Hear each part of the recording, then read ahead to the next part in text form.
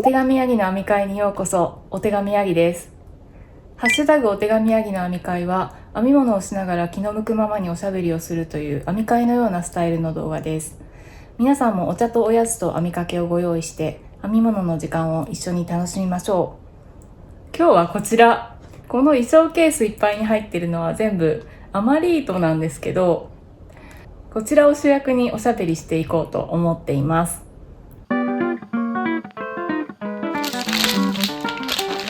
かぎ針入ってた。まあまあ量がある。3つあるってことはいっぱい。なるべくちっちゃいアマリートをピックアップしてみました。こんな感じになりました。何をやるのかは後ほど説明するんですけれども、まずはどんなアマリートがあったっけっていうのを自分自身の振り返りがてら皆さんに晒していこうと思います。現状衣装ケース一つ分にアマリートが詰まってるっていう状況になってるんですけど、とりあえずそれを全部出してみました。こんな感じです。これらは何に使ったかとか、購入した時のエピソードとかをちょっと覚えてる限り振り返りながらちょっとご紹介していこうと思います。はい、こんな感じで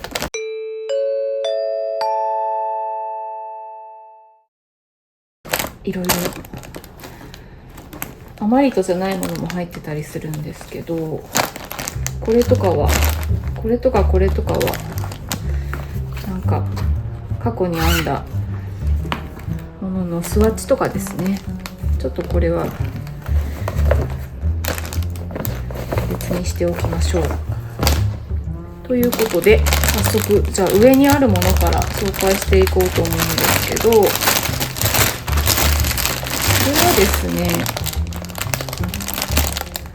これは結構バラバラにいろいろ入ってますね。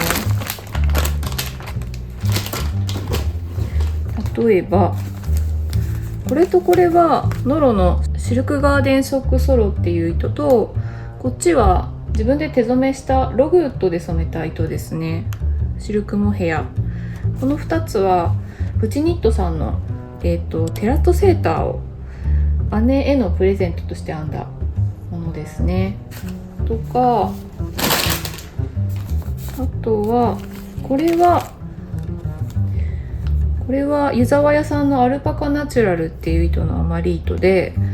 これは、サイチカさんのノマドのニットっていう本の中から羊飼いのセーターを編んだアマリですね。それとこの辺はもう何に使ったかちょっと覚えてないんだけど、これはアメリー、これは湯沢屋さんのマンセルメリのクイーンですね。これは浜中さんのスイングモヘアっていう結構古い糸ですね。キットモヘアなんですけど、これはなんかワゴンセールになってた時に、この色いいなと思って、ここら辺の糸と合うかなと思って買ったんですけど、ほとんど使わずにちょっとだけ使ったかもしれないんですけど余ってるっていう感じです。次にじゃあこちら、これは結構最近使った糸です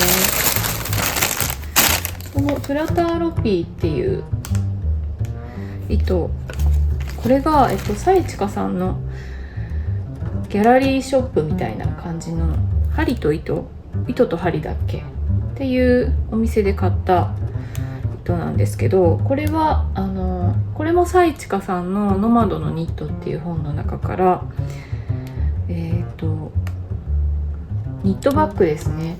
ちょっとアレンジして2色使って編んだやつの余りで、2玉合わせて1玉分ぐらいは余ってるのかなっていう感じです。で次にこれはなんかストレッチヤーンっていうアマリートじゃないものが入ってました。なんか袖口とかの伸縮性を持たせたい時にこれを一緒に編むっていう感じのものですね。次にこれは数年前に糸間の内藤商事さんのお店で購入した白熊のビクトルっていう編みぐるみのキットですね。こんな感じでいろいろ可愛いシリーズになっているんですけど、私は白熊のビクトルっていうのを買って、でそのキットで1体編んで、その残りですね、なんかかぎ針入ってた、なんか余りが結構出たので、もう1体編めるかなと思って編もうとしてたんだけど、いや、どうやら余り糸じゃ微妙に足りないなっていうことで、なんかずっとこのまま放置しちゃってた糸ですね。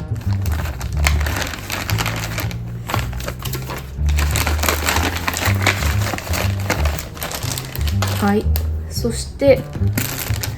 これはもうこんなの取っといてもあんまり意味ないかもしれないんですけど、結構ウェア編んだ時のとじはぎに使った糸の余りとか、こんな感じでほんと切れっ端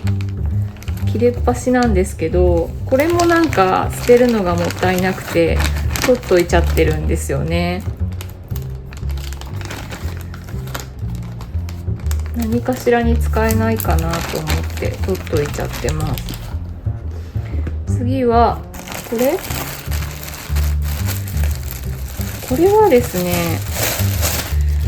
自分で買った糸ではなくて、以前ニッターの仕事をしていた時にサンプル制作で使った糸の余り、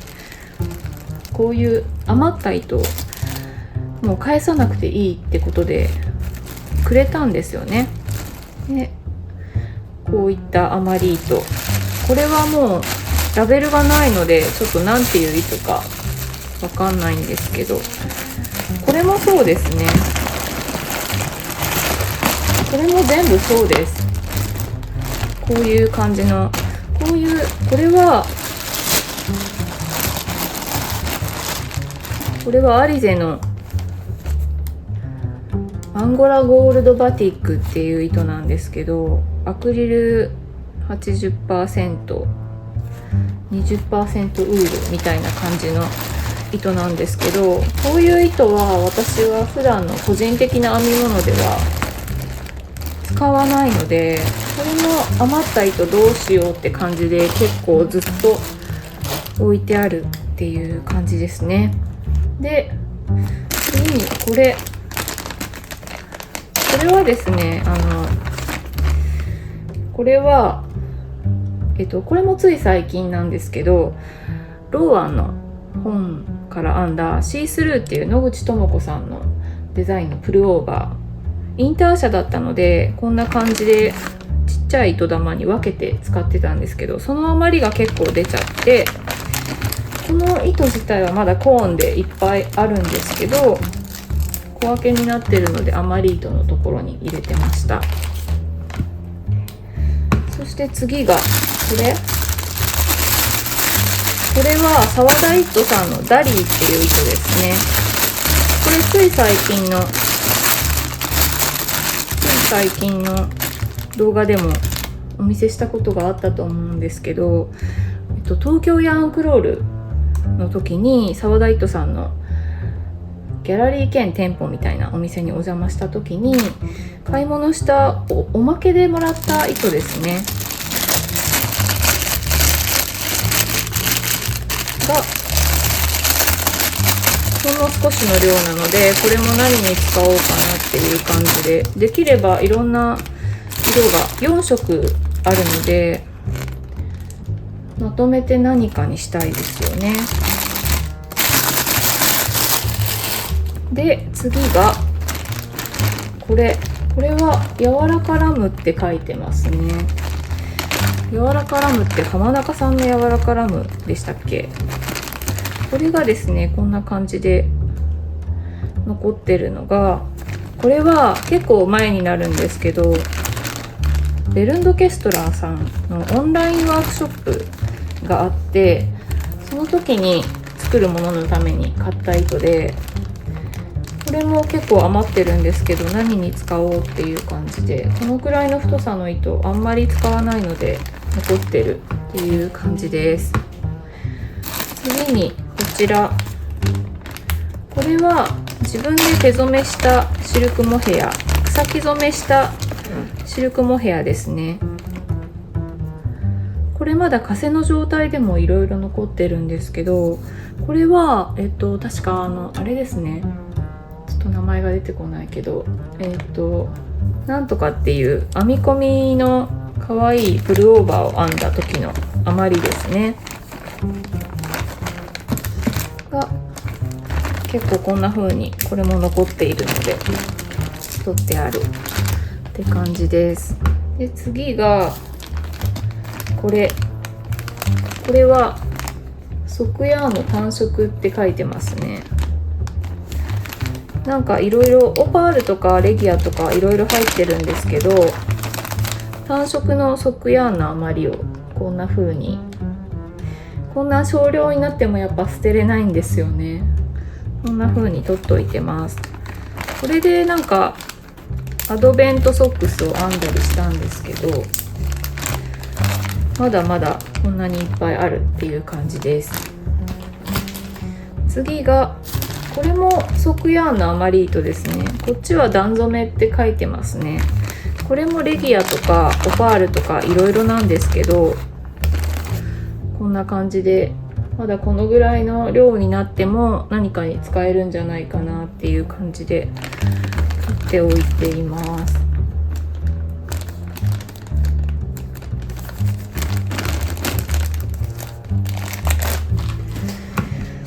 次に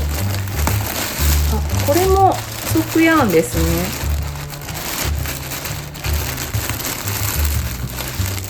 これはまあまあ量があるものをちょっと分けてるんですね。これだけあったらまだ靴下のポイントとして使えたりとかするかなっていう感じで置いてある。ここに入ってるのは全部オパールの段染めの側ヤーンですね。で、側ヤーンでこれも側ヤーンなんですけど、これは手染めした草木染めの側ヤーンですね。結構いろんな色で染めたのでカラフルでこんな感じ。これもまだカセの状態でもいっぱいあるんですけど、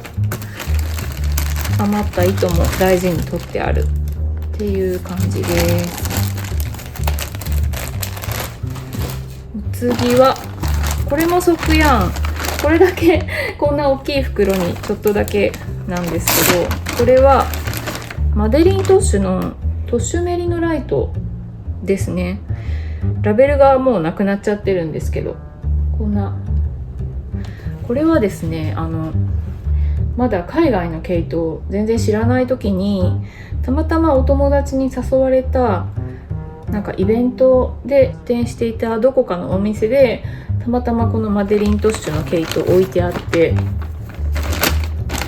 すごい可愛いって一目惚れして一かせだけ買ったもので、これはなんかその時全然まだ経験がなかったけど靴下を編んだんですね。で、全然経験不足だったのですっごいでっかい靴下が出来上がっちゃって、でももったいないからしばらくそのままの状態にしておいたんですよね。でも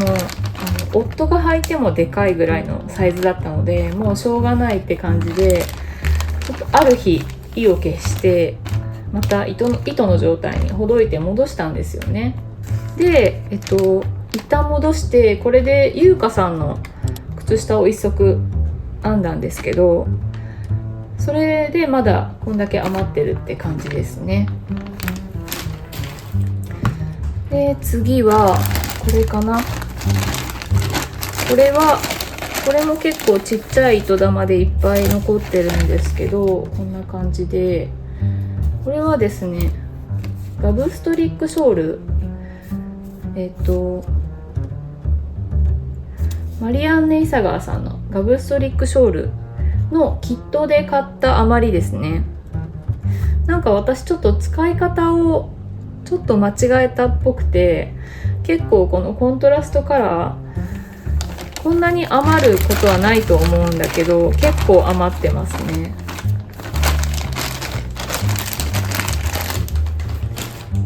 で次がこれはもう古すぎて何の糸かわからないけど、多分こっちはアメリーだと思います。こっちは全然わかんないですね。もうこれもなんかもう用途がわかんなくて、試し編みとかでちょこちょこ使っていってる感じなんですけど、まだちょっと余ってますね。で次にこれなんですけど、こ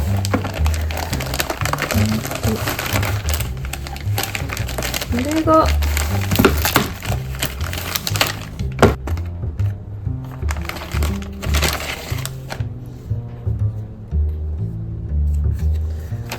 ですね、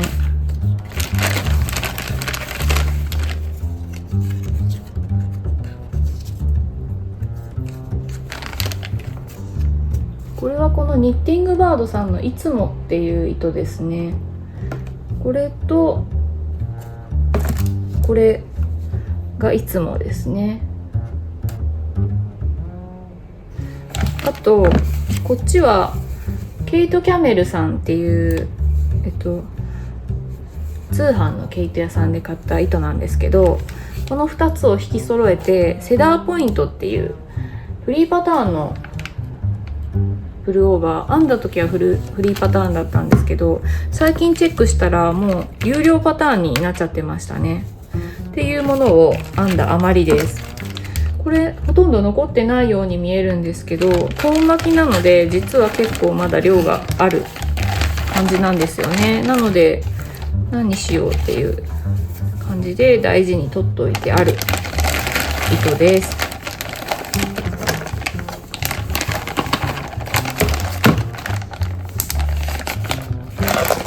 結構残り少なくなってきましたね。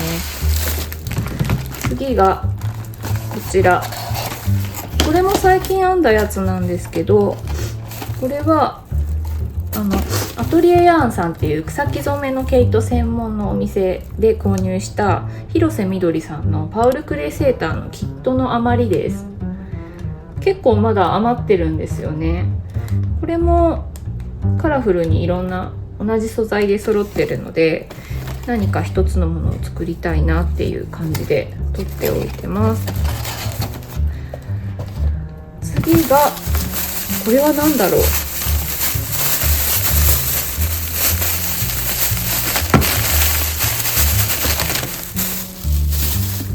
なんかこれはすごい綺麗に取っておいてるけど、いろんな種類がありますね。これはまずこれがノロのシルクガーデンソックソロと、こっちがアブリルさんのシルクモヘアですね。これとこれを引き揃えて、さっき紫色のバージョンもあったんですけど、自分用のプチニットさんのテラットセーターを編んだ余り、もうこれだけしかないんですけど、まだ使いたいなと思って残してるんですね。でこっちがマンセルメリノクイーンのいろんな色のちょこっとした余り糸ですね。これは結構前になるんですけど、ツイッターでやってたカルで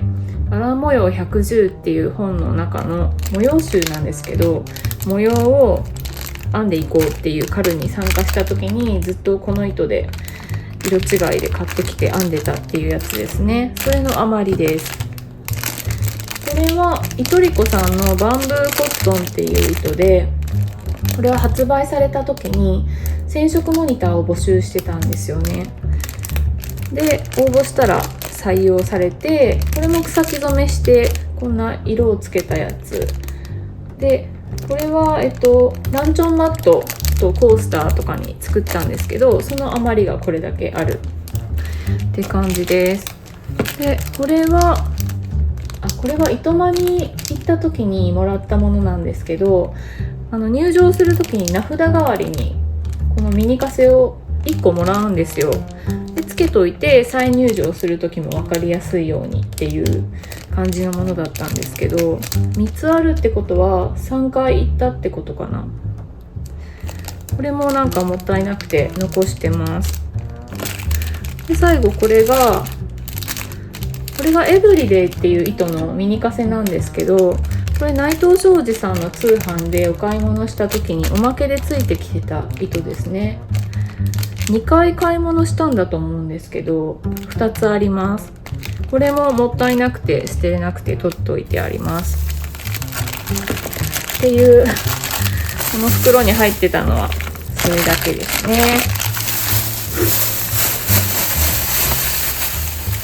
もう結構残り少ないですね。これラベルですね。いっぱいある。柔らかラムのすごいメリノクイーンもいっぱいある。捨てれなくていろいろ取っといてあるんですけど、いっぱいラベルこんな感じね。次がこれ浜中ボニーっていうアクリルの糸ですね。これは確かアイパーさんっていう芸人さんが編み物してる方がいるんですけど、その方がなんかイベント用に編み物のガーランドみたいなのを作るので協力してほしいっていう感じに募集していた時に応募して編んだやつの余りですね。これ画像あるかな？あったら貼っておきます。で次にこれは603のマリアミックスっていう糸ですね。これつい最近の動画でもちょっと出したんですけど、東京ヤンクロールの時に603のポップアップショップに行ってこの糸を購入したんですね。でその東京ヤンクロールの時に開催されていたカルで編んだ、田中綾乃さんのデザインのショールを編んだ残りです。これも結構余ってますね。何かに使いたいです。で最後に結構いろんなものが入ってるこの袋は、まずこれがチャッピーアンさんのシルキーヤクシングルス。これはまだどれぐらいあるだろう。一稼はないと思うんですけど半分以上は残ってそうですね。それとこれがケイトさんのアルパカ 100% の毛糸を専門に扱っているケイトさんっていうお店で購入したアルパカの極細糸なんですけど、これとこれを引き揃えてカミラバットさんのフィールドセーターを編んだ余りです。で次にこれもうラベルがなくなっちゃってるんですけど、これはラナガットっていう海外のメーカーの糸でトラモンタナっていう色の糸ですね。これ限定色だったと思うんですけど、これを3かせぐらい使ってフンガスセーターっていうフルオーバー、ふわふわしたフルオーバーを編んだ余りですね。これも結構残ってるので何か大切に使いたいなと思っています。でこれはノロのソクヤンネオっていう糸ですね。これは靴下を編んだ余りかな。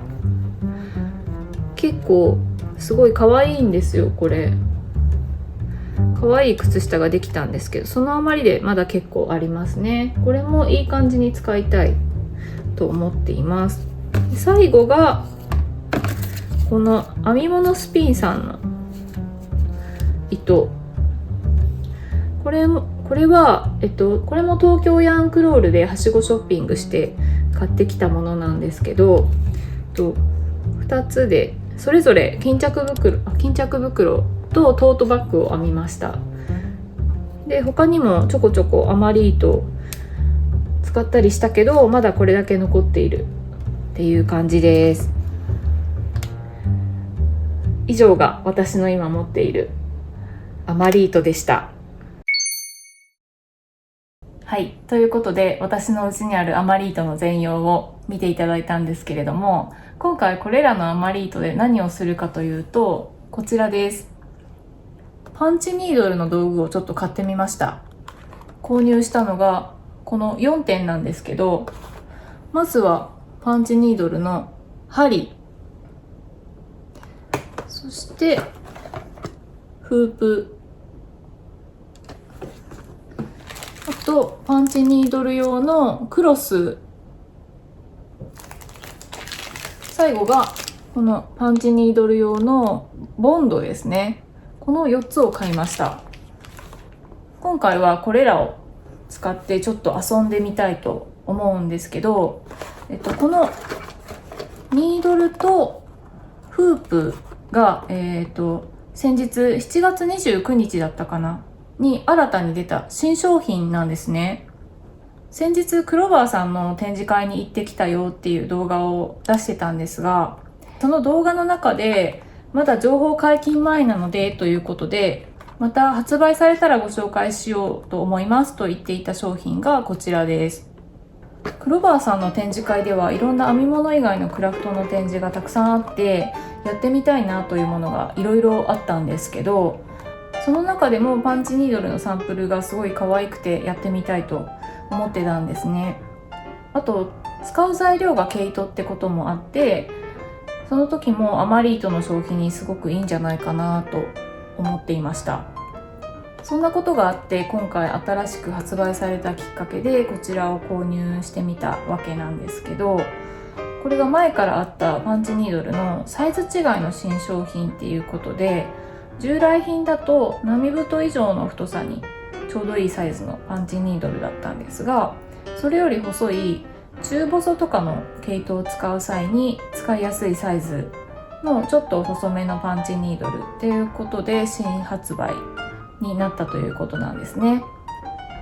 あとこのパンチニードル用の枠も従来品よりも小さいサイズが出たっていうことなんですね。なのでとりあえず新しいサイズのもので2つ購入してみました。はい、ということでパンチニードルのセッティングをしてみました。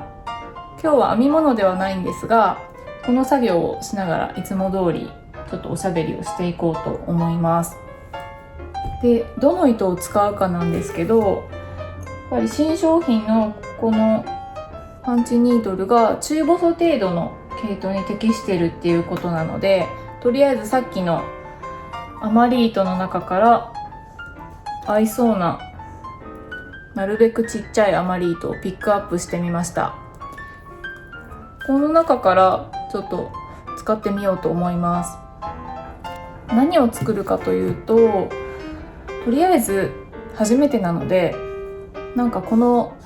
枠にちょうど収まるぐらいの丸に適当にやっていこうかなと。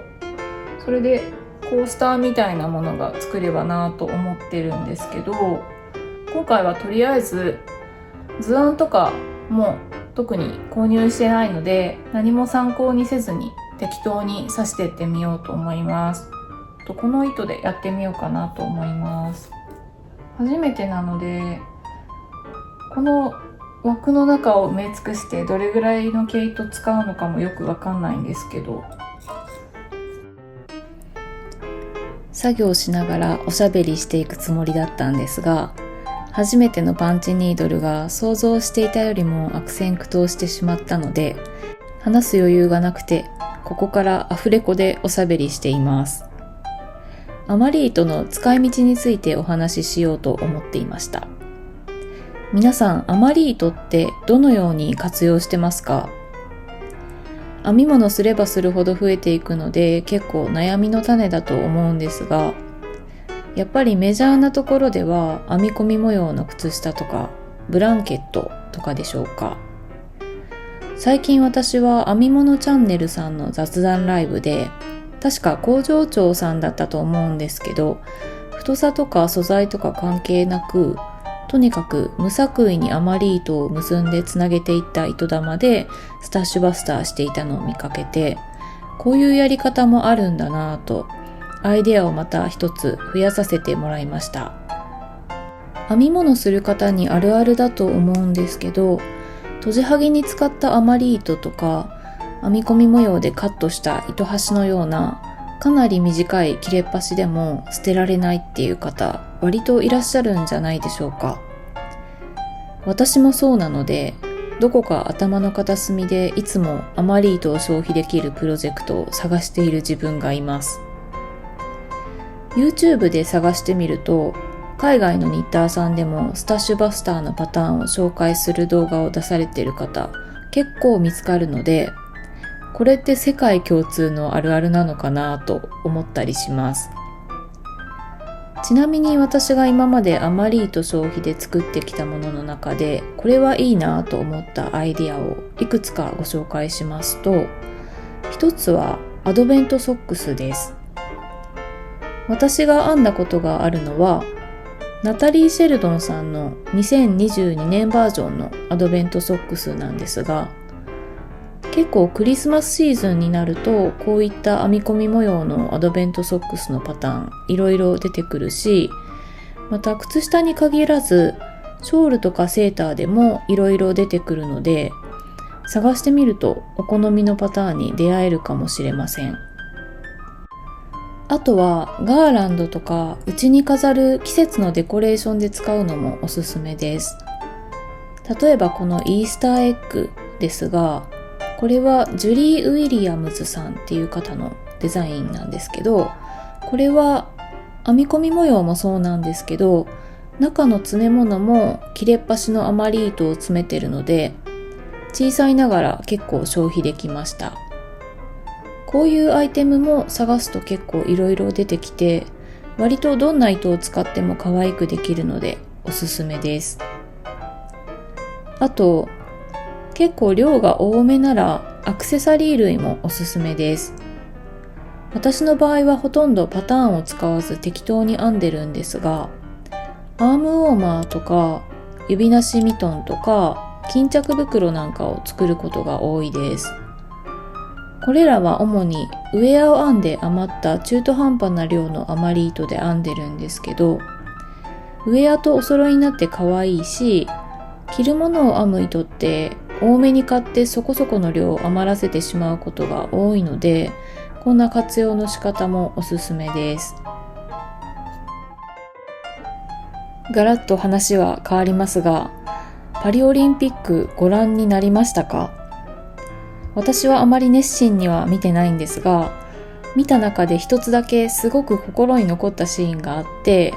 忘れないようにここで話して残しておこうと思うので、よかったらお付き合いください。サーフィンなんですが、地上波で全然放送してなかったし、TVer のライブでもだいぶ深夜だったので、リアルタイムでもし見ていた方がいらっしゃったら嬉しいです。五十嵐カノア選手を応援したくて頑張って起きて見ていたんですが、他に日本人選手で稲葉レオさんっていう方も今回出場していて、その方のプレーがすごく印象に残りました。予選2日目の第2ヒートだったんですけど、フェリペ・トレドというブラジルの強豪選手との対戦だったんですね。その日結構な大波で、その前のヒートでも思いっきり波に飲み込まれてる選手がいたりして、すごい海が荒れてて、なかなか波に乗れない少し危険な状況だったんですね。そんな中の第2ヒートで先手でトライしたのが稲葉選手だったんですけど、残念ながらその時は失敗してしまって、思いっきり波に飲み込まれてしまったんですよ。それでだいぶ流されてしまうので、その日はジェットスキーが選手を元の位置まで運んでくれてたんですね。稲葉選手が砕けた波から浮かんでジェットスキーに引き上げられた時に、すっごい満面の笑顔で笑ってたんですよ。でそれを見ていた実況の人たちが、おいあいつ笑ってるよみたいになってたんですよ。ちなみにその実況は日本語ではなくて英語の実況なので、聞き取れない部分も多々あって、だいぶ私の想像も含んだニュアンスなんですけど、ご了承ください。男性と女性2人の実況中継で、稲葉選手が元の位置に戻るためにジェットスキーに乗って運ばれていく姿が映っている間、ずっとその実況の2人が信じられない、笑ってるとか、あいつは特殊だぜみたいな感じで盛り上がってて、何回も笑ってるって言ってるのが聞こえてきて、すごく面白かったです。失敗したプレーでこんなに盛り上がってるシーンを私はかつて見たことがなかったので、すごく印象に残ったというお話でした。頑張って深夜に起きて見た甲斐がありました。以上、アフレコトーク終わりです。はい、ということで、この毛糸玉ほぼ1個使い切って、とりあえず全部埋めてみました。これ表面がどうなってるのかちょっと見てみようと思います。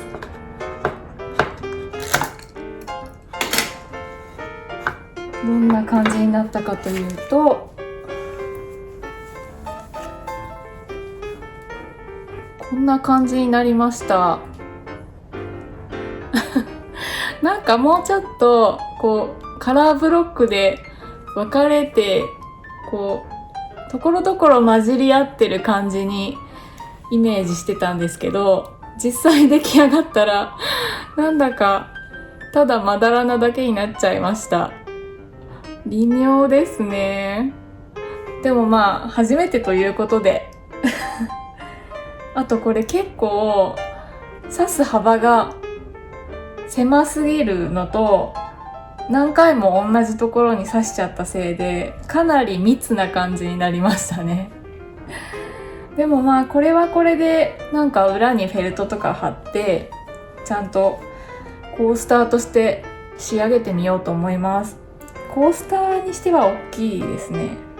何かを置くマットみたいな観葉植物とか置いてみようかなと思います。ということで今日はうちにあるアマリートでスタッシュバスターということで、ちょっと新しく購入したパンチニードルで遊んでみました。この動画を見て興味が湧いたよという方は一緒にパンチニードルやってみませんか？